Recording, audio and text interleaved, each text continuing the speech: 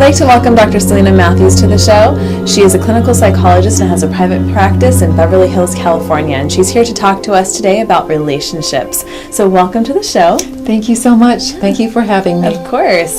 So if you can share with us a little bit about the work that you do with couples and kind of how you approach things. Okay.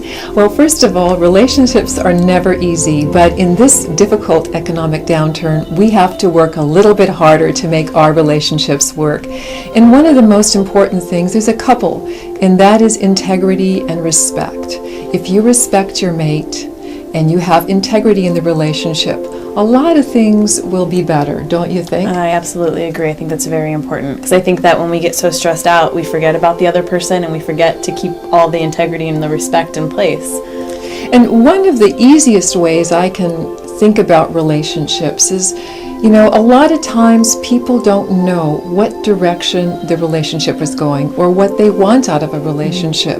And so I find that I need to help people to find out so that they're both looking in the same direction.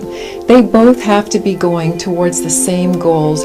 Goals in a relationship are one of the most important things that anybody can have. So what are some goals that we're talking about? Because I think people don't really think about goals when they think about having a relationship. So what are the goals that maybe you are talking about when you work with the couples? Well, some of the goals are their direction financially, their direction spiritually, what they want for their life, what their 2-year, 5-year, 10-year goal is. These are really important, and what that does is it holds the relationship in such a way that it can have longevity.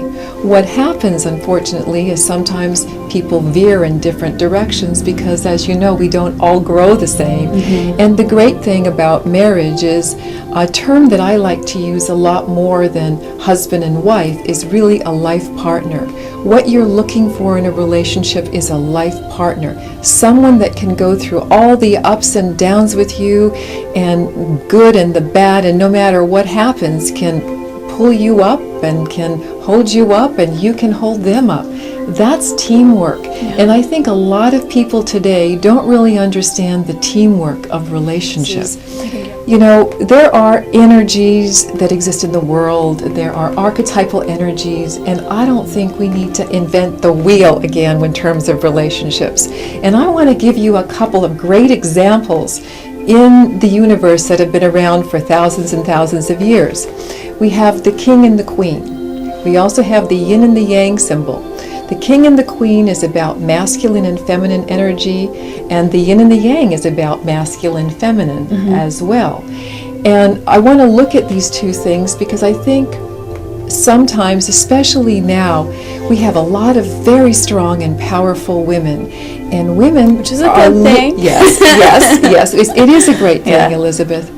But what happens is when they go home, they are being strong and powerful with their man. Now, you can't have two alpha dogs in the same room. Right. You're going to have a dog fight. Correct.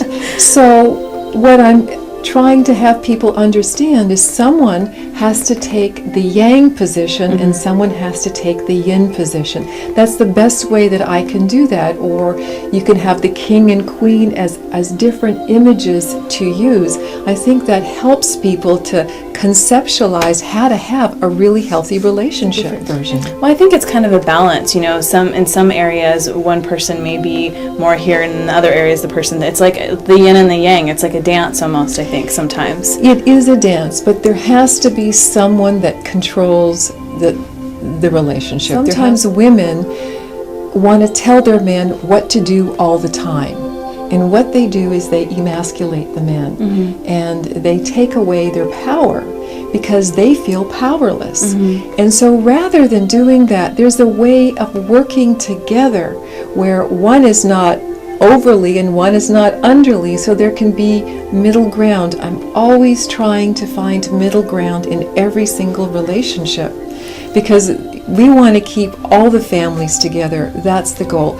Healthy, strong, happy families. So my question is, because I can see how sometimes somebody, and I don't want people to twist things. So somebody, let's say, a man who may unfortunately be abusive, okay? And if he hears the message of, oh, well, there's supposed to be somebody who's dominant, and I'm dominating you, and that's just the way it is, and you need to do what I say, how do you work with that?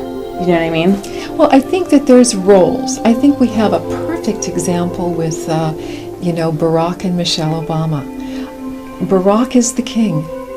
He rules our country, he rules his marriage, and there's Michelle. She's very powerful. That's a really healthy archetypal role that we have in our country. So they're both powerful, is what you're saying. Yes, the king and queen are both powerful, but they're powerful in two different ways. We also have, we can talk politics for right now. We can talk about George W. and Laura Bush. Also, they have a different dynamic, but that's a king and queen role. Now, one point that I really wanted to also bring up to your attention, a woman can also have the yang role. For example, if you have a very powerful woman who's an amazing physician and is the breadwinner of the family, and then she's married to, let's say, a school teacher, perfect. She brings in the money, he's with the kids, they have a great life, it works. So not always does the man have to be in the yang position. The woman can be in the yang, but the man, you can't have two yang people, you can't have two kings, you can't have two anything. You have to have, it's got to be balanced.